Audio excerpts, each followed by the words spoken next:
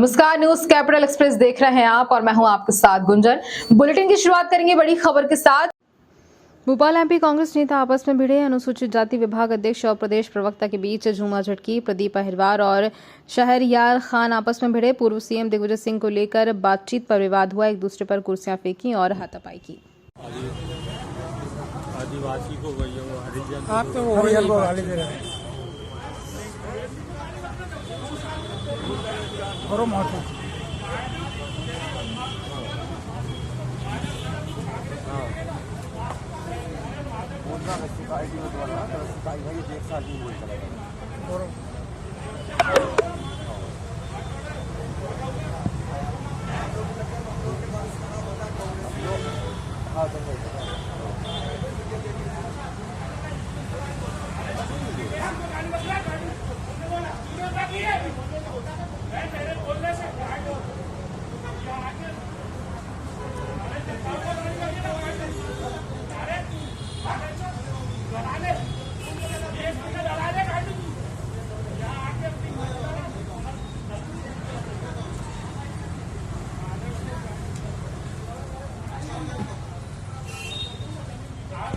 एक वीडियो सामने आया है जहाँ पे चुनाव के पहले गुटबाजी खुलकर देखने को मिल रही है। दो बड़े नाम कांग्रेस के दो बड़े नामों के बीच में अभी आपसी लड़ाई हुई है। ये देखिए, गुटबाजी तो जिस दिन से जीतू पटवारी जी बने हैं उस दिन से ही स्पष्ट तौर पे नजर आ रही है, क्योंकि उन्होंने चुन चुन के कमलनाथ और दिग्विजय कांग्रेस को निशाना बनाना शुरू किया है। वैसे जिस पार्टी का नेता स्वयं पार्टी को तेल लेने गई से संबोधित करे तो उस पार्टी में इस तरह के वाक्य होना एक आम बात है।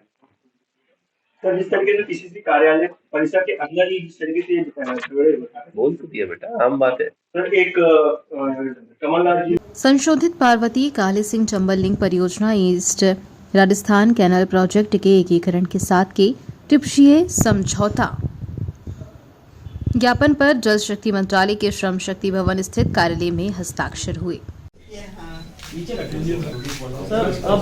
फाइल नीचे रख दीजिए।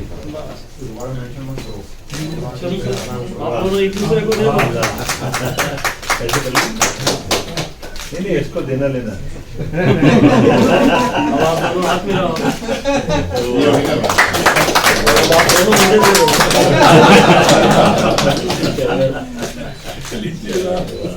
जिम्मेदारी आपको आ श्री मोहन यादव जी से कि वो अपना विचार हमारे साथ साझा करें।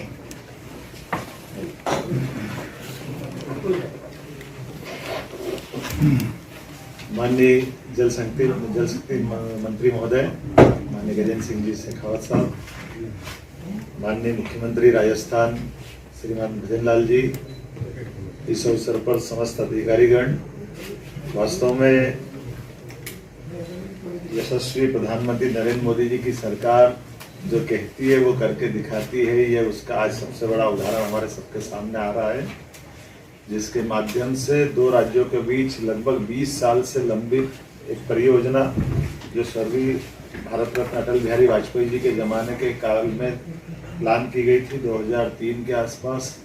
काल के प्रवाह में 3 से 4 और 4 से 13, 17 लगातार कई कारणों से बीच में संगीत की भाषा में आरोह अवरोह करती और उलझती सुलझती, लेकिन सौभाग्य की बात है हमारे यशस्वी जल शक्ति मंत्री ने इसकी पहल की और हमारे अपने माननीय राजस्थान के मुख्यमंत्री भजन लाल जी ने भी इसमें अपनी सक्रिय भागीदारी देकर के उत्साह दिखाया और मध्य प्रदेश का भी इसमें पूरा योगदान है।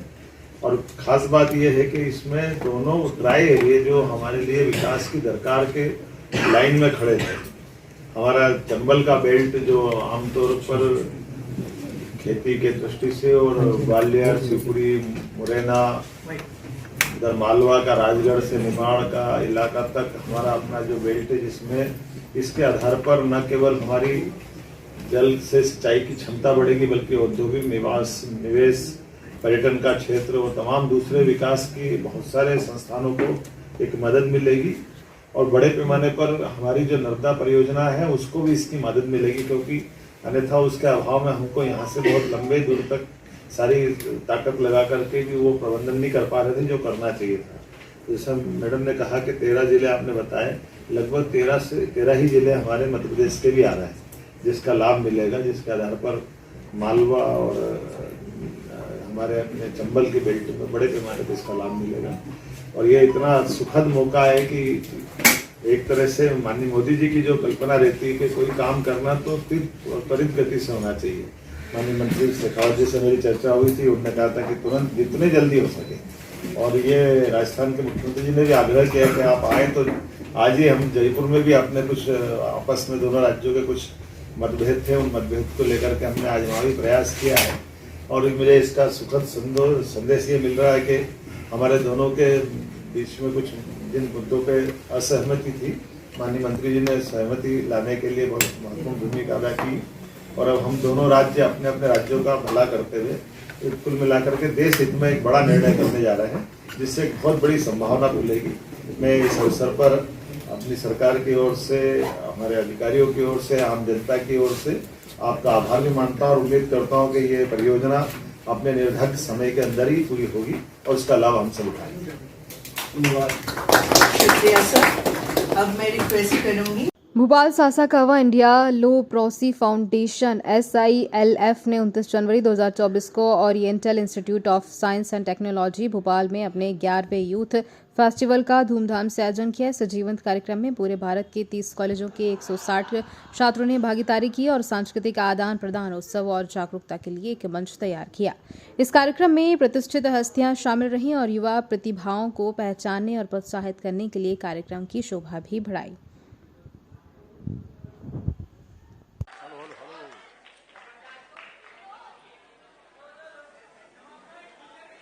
बहुत शानदार, जोरदार तालियां सबके लिए। बहुत मेहनत से तैयार किया है सर, और इन परिस्थितियों के पीछे बहुत कड़ी मेहनत है इन लोगों की।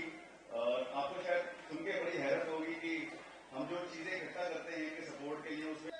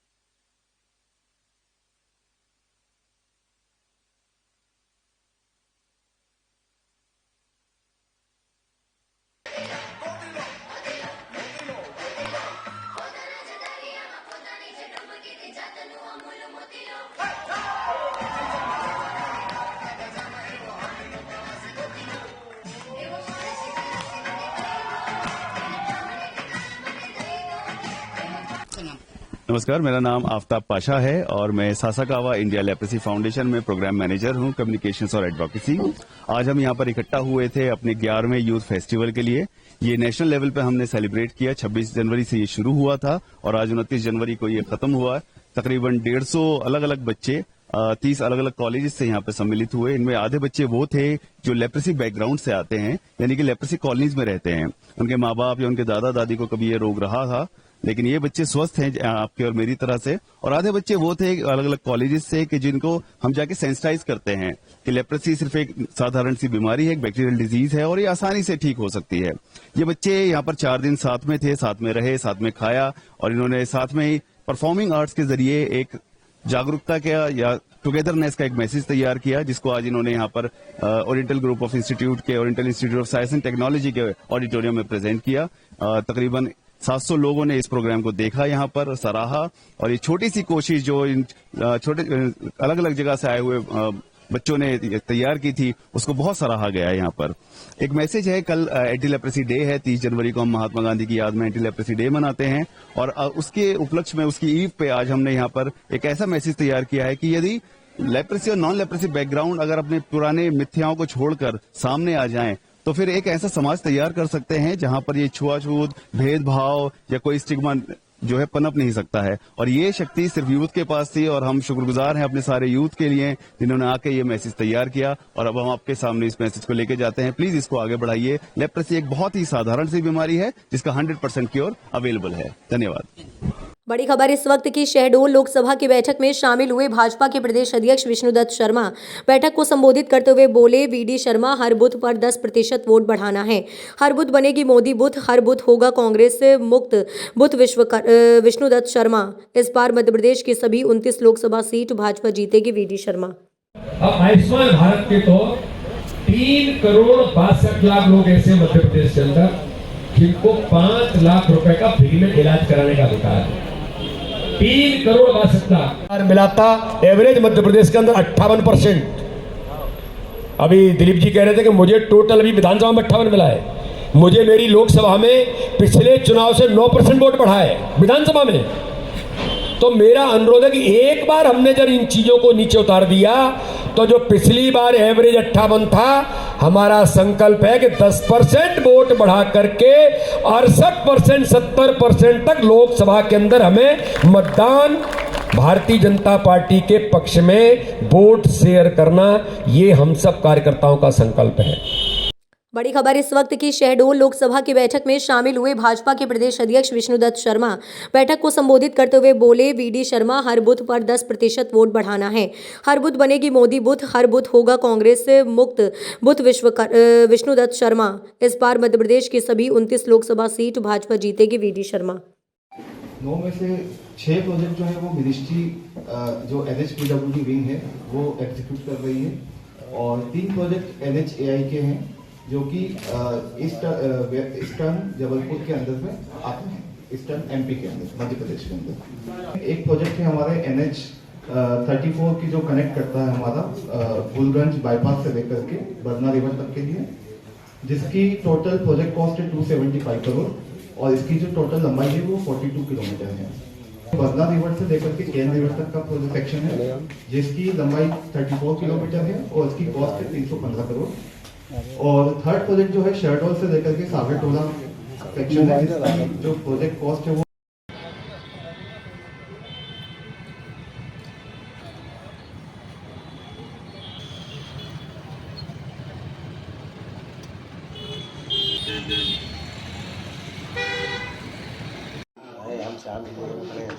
हाँ, यही तो कलाकारी है आप।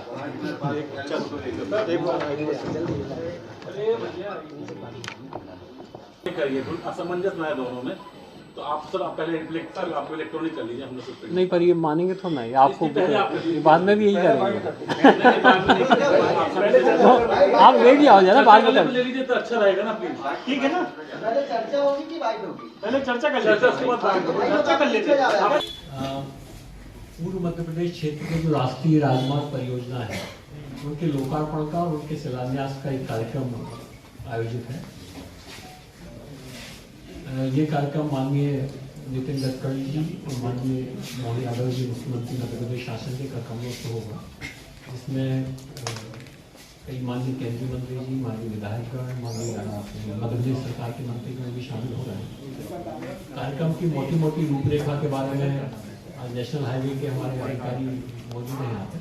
पहले मैं उनसे रिक्वेस्ट करूँगा कि वो आपको एक बार आउटलाइन बता दें, कार्यक्रम की अन्य व्यवस्थाएं किस तरीके से की हैं, उसके बारे में मैं आपको जानकारी दे दूँगा। खासतौर से माननीय मुख्यमंत्री जी आते हैं, तो मुख्यमंत्री जी के आने से क्या होता है, बहुत सारे हितग्राही हैं, बहुत सारे आवेदक हैं, आवेदन देते हैं, और सामान्य तौर पर ये आवेदन किसी एक जगह पे इकट्ठे कर लिए जाते हैं, और फिर उनकी एंट्री वगैरह बाद में करा के उनका निराकरण दिया जाता है। उस व्यवस्था में बदल दिया तो मेरे को पावती नहीं है मेरे पास, उसकी गारंटी नहीं देती कि मेरा आवेदन हो तो नहीं जाएगा, कुछ तो नहीं करेगा। तो उसके लिए कल हमने एक अरेंजमेंट ये किया है कि पूरे पंडाल में जो है करीब 10-20 जगह पे जो है हमारे पेटियां लगी रहेंगी, जहाँ पर कि लोग आके अपना आवेदन जमा कर सकते हैं। और आवेदन जमा कराने में चूंकि आपको पता है कि इतने बड़े प्रोग्राम में बहुत सारी दिक्कतें होती है, मतलब भीड़ लग जाती है, ज़्यादा टाइम नहीं रहता है, उस तरह की वो रहती है।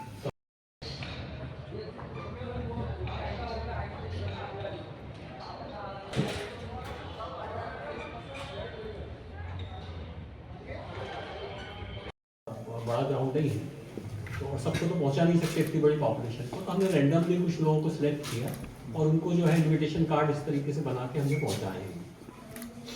तो एक मैं आपकी जानकारी के लिए ये लाना चाहता था, करीब 25,000 लोगों को हमने रैंडमली सिलेक्ट करके और उनको कहा है कि वो इस कार्यक्रम में शिरकत करें।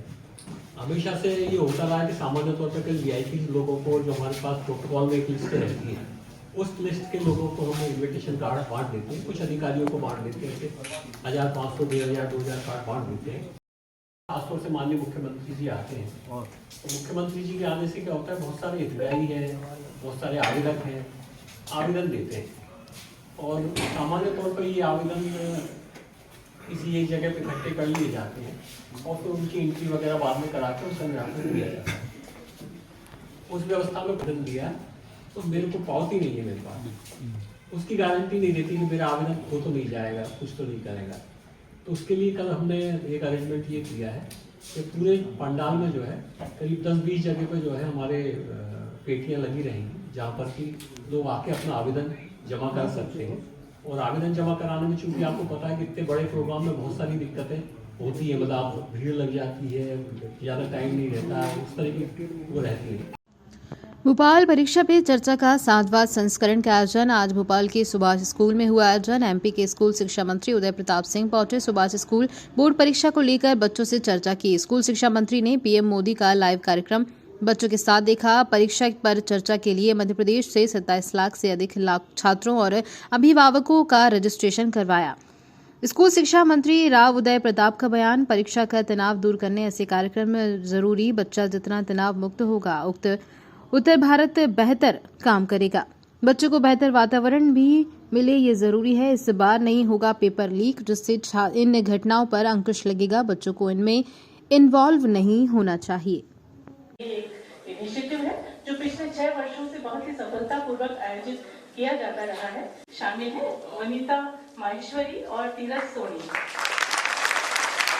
और इनके साथ पर्पज से की गई थी।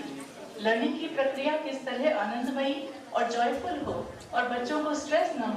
बच्चे कहते हैं आज चल रहा है पापा, और लग रही मेरे को बहुत जरूरी काम है, नहीं जा पाऊँ, मम्मी को ले जाओ। मम्मी ने कहा कि नहीं मैं भी बिजी हूँ, तो बच्चा अकेला जाता है। ऐसे समय पेरेंट्स अगर यहाँ आए तो कुछ जाना चाहिए, उससे बच्चों का भी थोड़ा मॉरल हाई होता है और पता भी चलता रहता है एक्टिविटीज क्या है बच्चों की। तो मैं जितना ज्यादा इन्वॉल्व स्कूल में बच्चों के साथ पेरेंट्स रहते हैं ना, उन बच्चों को उतना और आसानी रहती है काम करने में, अपनी स्टडी में, अपनी पढ़ाई करने में, और बच्चे के बारे में पता चलता रहता है। टीचर्स की एक्सपेक्टेशंस रहती हैं पेरेंट्स से, वो भी फुलफिल होती रहती है। तो आज जश्न का दिन है आप लोगों के लिए। मैं पहले सांसद था, 15 साल में संसद में रहा दिल्ली, उसके पहले भी MLA था, बहुत अर्ली एज से। 94 में पहला इलेक्शन कंटेस्ट किया था और जीता था मैं। 28-29 साल की एज थी मेरी। तब से मतलब एक बहुत यंग एज होती है, तब से इलेक्शन लड़ रहा हूं। डर उस समय भी नहीं लगता था, परिणाम का डर आज भी नहीं लगता परिणाम का। क्यों मालूम? इसीलिए क्यों नहीं लगता था डर? क्योंकि कमिटमेंट के साथ बहुत जो करना है उसकी ईमानदारी से करो, जो बिल्कुल डिसिप्लिन वे में काम करना चाहिए। जैसे ये स्कूल का कार्यक्रम था, 10:30 यहाँ आना था, 1-2 मिनट आगे पीछे हम लोग आ गए। ये मेरा पब्लिक प्रोग्राम से भी यही स्थिति रहती है। मैं दिन की शुरुआत, पहला फंक्शन जो क्षेत्र में भी होता है ना, पहला प्रोग्राम 10:30 है, 10:30, 32, 35 तक मैं वहां पहुंच जाता हूं। शुरुआत में जब मैं जाता था 94-95 में, हम जाते थे तो पता लगा वहाँ टेंट लग रहा है अभी तो। उन्होंने कहा नेता तो 4-5 घंटे बाद में आते हैं, तो टेंट लगा ना, हमें पहुंच जाता था टाइम पे। तो लोग कहते सर गाँव में कहीं बैठना पड़ेगा आपको, अभी तो हमारी तैयारी चल रही है। 1-2 महीने चला, फिर लोगों की आदत में आ गया। उनको पता चल गया कि इनको समय पे चलने की बीमारी है, ये नहीं मानेंगे, समय पे आएंगे। धीरे धीरे करके लोगों की आदत पड़ गई। उस समय पे काम करो, ध्यान से काम करो, ऑनेस्टली मतलब डेडिकेशन के साथ ईमानदारी से काम करो, परिणाम हमेशा अच्छे आते हैं।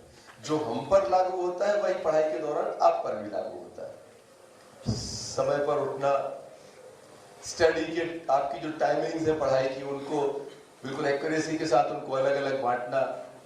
कई बच्चे रात भर पढ़ते रहते हैं, पता लगा सुबह नींद में ही अपना आधे नींद करी और अपना तैयार होकर स्कूल आ गए, वो भी ठीक नहीं। काम के घंटों को बांटेंगे, अगर अपन स्टडी आवर्स को अपन बांटेंगे, सोने के घंटे तय करेंगे, सारी चीजें व्यवस्थित होंगी तो आपका एक बेहतर जीवन होगा और एक बेहतर परिणाम भी आपके आएंगे। मैं आज सभी बच्चों को बहुत शुभकामनाएं देता हूँ। आपके पेरेंट्स को भी, उनको भी बधाई, शुभकामनाएं, क्योंकि उनने इस स्कूल को चुना, सुभाष एक्सलेंस को चुना आपकी पढ़ाई के लिए। आमतौर पर लोग नहीं तो रहता पब्लिक स्कूल में भेजना है, इसमें भेजेंगे, इंटरनेशनल स्कूल में, डीपीएस में, इसमें। पढ़ाई सब जगह एक सी होती है, केवल एनवायरनमेंट का फर्क रहता है। और ये स्कूल, इसने अपना इंफ्रास्ट्रक्चर से लेकर सारी चीजें बहुत अच्छी कर रखी है आपके लिए। आपको एक गवर्नमेंट के स्कूल में पब्लिक स्कूल का एक वो मिला हुआ है, तो बहुत आपके माता पिता ने स्कूल सेलेक्ट किया आपके लिए, मैं उनको बहुत धन्यवाद देता हूँ। हम सब भी गवर्नमेंट स्कूल में पढ़े हैं, 12th तक क्या, हम लोग तो उस समय प्राइवेट पब्लिक स्कूल होते ही नहीं थे, सब गवर्नमेंट स्कूल में पढ़ के निकले। और जब आपको टारगेट पे पहुंचना है, परिश्रम करके पहुंचना है, भाग्य आपका अच्छा है, आपके एफर्ट्स में कमी नहीं है, तो किसी स्कूल से पढ़ के आओ, आप वहां पहुंचोगे। केवल ये लक्ष्य बनाकर चलने की आवश्यकता है। मैं सभी बच्चों को बहुत बधाई, बहुत शुभकामनाएं देता हूं। आप बहुत अच्छा कर रहे हो, आगे भी बहुत अच्छा करोगे, बगैर कोई तनाव लिए, बिल्कुल रिलैक्स तरीके से, आनंद के साथ, परिवार में बिल्कुल एक फैमिली को एंजॉय करना चाहिए। सबसे अच्छे दोस्त आपके परिवार के लोग हैं। अपने परिवार में आनंद के साथ रहते हुए अच्छी अपनी स्टडी, जो आपकी पढ़ाई है, उसको आगे बढ़ाएंगे। खूब अच्छा परिणाम आपके पक्ष में आएगा, क्योंकि आपने मेहनत की है, आपने परिश्रम किया है, लगातार आपको आपके टीचर्स ने आपको गाइड किया है। आप बहुत अच्छा करोगे, ऐसी में शुभकामनाएं देते हुए आप सबको आगे आने वाले समय की बहुत बधाई, बहुत बहुत धन्यवाद। जय हिंद। नहीं, स्वाभाविक रूप से अभी हमारा जो कानून है, जो सख्ती है, हम उसका पूरा पालन करेंगे और ट्रांसपेरेंट पारदर्शी तरीके से पूरा सिस्टम चले, इस बात के लिए हम सजग हैं। और हम लोग जो अभी एग्जामिनर्स होते थे, बगल के स्कूल में जाते थे, हम उनको दूसरे ब्लॉक में भेजने का काम कर रहे हैं। हम लोग जहां आवश्यक है वहां वीडियोग्राफी कराएंगे, हम कैमरे लगाने का काम कर रहे हैं और हमारा मॉनिटरिंग सिस्टम जो है उसको हम और स्ट्रेंथन कर रहे हैं, उसको और कठिन कर रहे हैं। सर, सिंगरौली और शहडोल से 2 तस्वीरें आई है। सिंगरौली में स्वाभाविक रूप से लगातार हम एक बेहतर वातावरण स्कूलों में मिले, बेहतर संसाधन बच्चों को मिले, अच्छा परिवेश उनको मिले और खास करके एग्जाम ड्यूरिंग एग्जामिनेशन टाइम कोई भी व्यवधान उनको ना बच्चों को मिले, इस पर पूरी मंत्रालय जो है वो तैयारी भी कर रहा है और हम सजगता से उस पर क्रियान्वयन भी करेंगे। सर, बोर्ड परीक्षाएं आने वाली है और बीते साल हमने देखा था कि सर बहुत सारे पेपर लीक हुए थे। पेपर लीक न हो, भ्रामक जानकारी ना पहुंचे, इसको लेकर क्या कुछ तैयार सर, क्योंकि सारे रेस्ट्रिक्शंस भी लागू किए गए थे पिछले साल। एक एड ऑन सवाल है सर, कई सोशल साइट्स ऐसी जैसे टेलीग्राम हुआ और इंस्टाग्राम हुआ, जहां पर ग्रुप बने हुए हैं, वहां पर एक दावा किया जाता है कि पेपर यहाँ पर लीक होगा और पेपर आपको मिलेगा, बाकायदा पैसे भी लिए जा रहे हैं। पेपर वही होता है। मेरा एक वीडियो देखा होगा आपने, पिछले दिनों मैंने जारी किया है कि बच्चों को किसी इस तरह की प्रैक्टिसेस में इन्वॉल्व नहीं होना चाहिए। इस तरह के वीडियोस ना तो उन्हें उन पर सोशल साइट्स पर जाना चाहिए, ना उनसे जुड़ना चाहिए। इस तरह के उनके जो जुड़ने से क्या है, उनका खुद का नुकसान भी होगा और जो आपराधिक गतिविधि जो सामने वाला कर रहा है उसमें कहीं ना कहीं वो भागीदार भी होते हैं। और मैं तो बहुत जिम्मेदारी से इस बात को कह रहा हूँ कि ना हमारा जो सिस्टम हम इस बार लेकर आने वाले हैं ना तो कोई पेपर लीक हो सकता है और न बच्चों को इस तरह की कोई पेपर की जानकारी कोई पेपर जारी होने के पहले उपलब्ध करा सकता है। बच्चों को भी सजग रहना है और हमने सख्ती भी इस पर करनी है। हम लोग अभी आगे आने वाले समय में इस साल का तो हमारा जो एजेंडा है उसको हम हर हाल में ट्रांसपेरेंट तरीके से सजगता से बच्चों तक पेपर बगैर लीक हुए पहुंचे इस बात को सचेत होकर कर रहे हैं। लेकिन भविष्य में हम कानून बनाने भी जा रहे हैं। अभी जो कानून है उसको और सख्त करने वाले हैं कि कोई भी व्यक्ति इस तरह की प्रैक्टिस में शामिल ना हो। केंद्र अध्यक्ष भी उससे वंचित नहीं रह सकता। हमारा खुद का सिस्टम भी अगर कहीं से उसमें लीकेज है तो वो भी कानून के दायरे में आएगा, आपराधिक गतिविधि के दायरे में आएगा। हम एक नया कानून आगे आने वाले समय वर्षाकालीन सत्र में हम लेकर के आएंगे। सर, मध्य प्रदेश ये दिग्विजय सिंह जी ने क्या घोषणा की है वो बेहतर बता पाएंगे। बाकी मोदी जी ने देश में जो कहा है वो करके दिखाया है। इस कारण से लोगों के मन में उनके प्रति भरोसा बढ़ा है, विश्वास बढ़ा है। आपने देखा पिछले इलेक्शंस में मध्य प्रदेश के मन में मोदी जी के मन में मध्य प्रदेश। लोगों ने इस बात को स्वीकार किया और एक ऐसा मैंडेट इस प्रदेश में दिया है जिसकी कल्पना किसी ने नहीं की थी। इसी तरह भारत में भी मोदी जी ने जो बड़े इश्यूज थे उनको बहुत आसानी से हल किया है। हमारी बड़ी बड़ी समस्याओं का निराकरण किया है और भविष्य को लेकर लोग मोदी जी के प्रति बहुत आशान्वित हैं, भरोसे के साथ आशान्वित है। इसलिए तय है कि बड़ा मैंडेट, बड़ा एक समर्थन मोदी जी को आगामी लोकसभा चुनाव में मिलेगा और देश में एक बड़ी विक्ट्री मोदी जी को देश की जनता देने वाली है। धन्यवाद। मैं जब से जिम्मेदारी में आया हूँ मैं लगातार उस पर स्टडी कर रहा हूँ, लोगों के साथ में बैठ के चीज़ों को मतलब समझने की कोशिश कर रहा हूँ और देश में जो सर्वश्रेष्ठ होगा मध्य प्रदेश में उसका क्रियान्वयन किया जाएगा। मध्य प्रदेश ट्रांसपोर्ट सिस्टम का एक आइडियल स्टेट बनेगा। इस पर हम लोग काम कर रहे हैं और जल्दी उस पर आगे बढ़ेंगे। सर, लोकसभा चुनाव से जुड़ी हुई प्रश्न है कि जगह पर रोलर चलवाया जा रहा है, क्या कुछ आपके मामले में? मैं आपको ये बात बहुत जिम्मेदारी से कह रहा हूँ, कोई भी ऐसा गतिविधि जो गैर कानूनी है, अमानवीय है, उसको बिल्कुल नज़रअंदाज नहीं किया जाएगा। उस पर सख्त से सख्त कार्रवाई होगी, चाहे संगरौली का मामला हो या अन्य जगह का। बच्चों से पढ़ाई, खेल और उनके हितकर चीज़ों के अलावा किसी भी किस्म का बच्चों के साथ में कोई व्यवहार अगर होता है तो उस पर हम सख्ती से उसको निराकरण। सर, एक लोकसभा चुनाव परिवहन से भी जुड़ा हुआ मामला है। आर्टिफिशियल नहीं, बच्चों के लिए नहीं, ये हम पर भी लागू होता है, एज जर्नलिस्ट आप पर भी लागू होता है। हमेशा तनाव से दूर रहना चाहिए और प्रयास ये होना चाहिए हम तनाव से मुक्त रहें। बच्चों को स्वाभाविक रूप से बच्चा जितना तनाव मुक्त होगा मुझे लगता है उतना बेहतर अपनी तरफ से वो परफॉर्म कर पाएगा। आज प्रधानमंत्री जी ने बहुत विस्तृत रूप से व्यापक दृष्टिकोण के साथ पूरे राष्ट्र के हर भाषा, हर प्रांतों से बात करके उनके स्वयं के अनुभव हैं और जीवन में जो उन्हें अनुभव प्राप्त हुए उनको जो शेयर किया, मुझे लगता है वह बच्चों के लिए बहुत फायदेमंद होने वाला है अगले आने वाले जीवन में। और बच्चों को क्यों, उनकी बताई कई चीज़ें ऐसी हैं जिन पर हमको भी उनका जो अनुभव का लाभ जो है वो भविष्य मिलने वाला है। मध्य प्रदेश में क्या तैयारी है सर एग्जामों को लेकर? स्वाभाविक रूप से मंत्रालय और सरकारें हमेशा मुस्तैदी से तैयारी करके रखती हैं और बच्चों को एक अच्छे वातावरण में परीक्षा देने का एक अवसर मिले। बच्चे एक बगैर व्यवधान के अपना उस महत्वपूर्ण साल के उस अवसर का उपयोग कर सकें, लाभ ले सकें, इस बात के लिए पूरी सजगता से हमारा मंत्रालय तैयारी कर रहा है। उसके बारे में सभी विद्यार्थियों और उनके अभिभावकों और शिक्षकों को भी अवेयर किया जाए।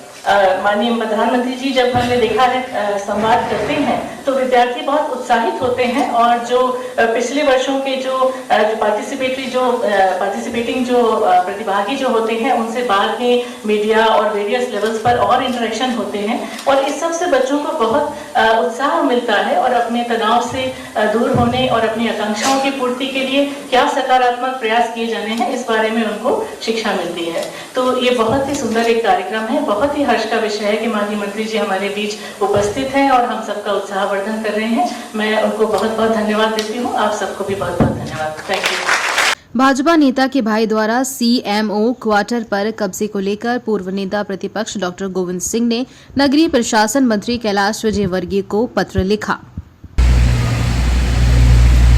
नगर पालिका के मुख्य नगर पालिका अधिकारी के आवास पर विधायक के भाई अखिलेश शर्मा द्वारा सीएमओ से दबाव डालकर चाबी लेकर कब्जा कर लिया है, जिसमें नगर पालिका के अध्यक्ष और परिषद की कोई सहयोगी नहीं है। मैंने माननीय विजयवर्गीय के आवास और विकास नगरीय प्रशासन मंत्री हैं उनको पत्र लिखकर अपील की है कि अवैध कृत्य करने वालों के विरुद्ध कार्रवाई करें और मध्य प्रदेश में जो आपने सुशासन और स्वच्छ प्रशासन का जो मुख्यमंत्री और माननीय प्रधानमंत्री मोदी ने वादा किया है, उसके अनुसार अनुसूचित जाति की महिला अध्यक्ष के कार्यों में हस्तक्षेप न करें, उनको परेशान स्वतंत्र रूप से जो है कार्य करने के लिए सरकार का सहयोग मिलना चाहिए। ये निवेदन। वरिष्ठ अधिकारियों के दिशा निर्देशन में बिस्टान थाना अंतर्गत पुलिस टीम ने मुखबिर की सूचना पर अवैध शराब का परिवहन करते हुए एक सफेद रंग की कार को पकड़ा, जिसमें लाखों रुपए की शराब भरी हुई थी। कार में 2 व्यक्ति बैठे हुए थे, जिनमें से एक अंधेरे का फायदा उठाकर भाग निकला। कार चालक को धर दबोचा। इसी कार्रवाई में थाना प्रभारी अनिल कुमार बामनिया, सूचना संकलन के राहुल 8 पटेकर और पुलिस टीम ने कार्रवाई की।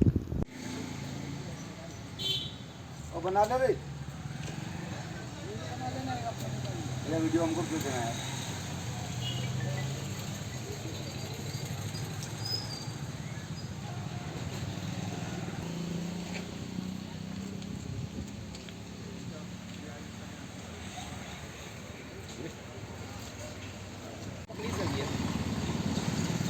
कल दिनांक 27 जनवरी को रात्रि में मुखबिर द्वारा सूचना मिली थी कि एक सफ़ेद रंग की गाड़ी है जिसमें शराब अंग्रेजी और देसी भरी हुई है, वो गढ़ी तरफ आ रही है। तो मुखबिर की सूचना पर पुलिस बिस्टान थाना प्रभारी अनिल बामनिया के साथ में स्टाफ गढ़ी पहुंचा। वहां पे जाकर कुछ देर इंतज़ार करने के बाद देखा कि एक सफ़ेद रंग की गाड़ी लोडेड आ रही है, जिसका जो पुलिस की जहाँ मौजूदगी थी वहाँ से आगे निकल गई, उसका पीछा किया और तो उसने देखा कि पुलिस की गाड़ी पीछा कर रही है, तो वो भागने की कोशिश कर रहा था।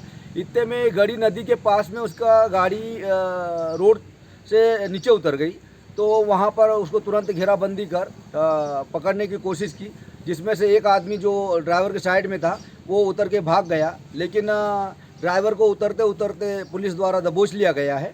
आरोपी का नाम जितेंद्र डावर है, जो ढाबला का रहने वाला है, जिसके कब्जे से एक सफ़ेद रंग की टाटा इंडिका ECS गाड़ी में रखी हुई 39 पेटियाँ जो 355 लीटर शराब है, जिसकी कीमत 1,94,000 रुपये है और गाड़ी की कीमत 4,50,000 है। कुल मसरूका 6,44,000 का आरोपी जितेंद्र से जब्त किया गया है। उसको साथ लेकर थाने आए हैं और उसके विरुद्ध अपराध धारा 16/24 धारा 34(2) आबकारी का पंजीबद्ध किया गया है, जिसे आज न्यायालय हम लोग वास्ते न्याय पेश कर रहे हैं। क्या शुभ नाम लिखते हैं सर? मैं अनिल कुमार बामनिया, थाना प्रभारी बिस्टान।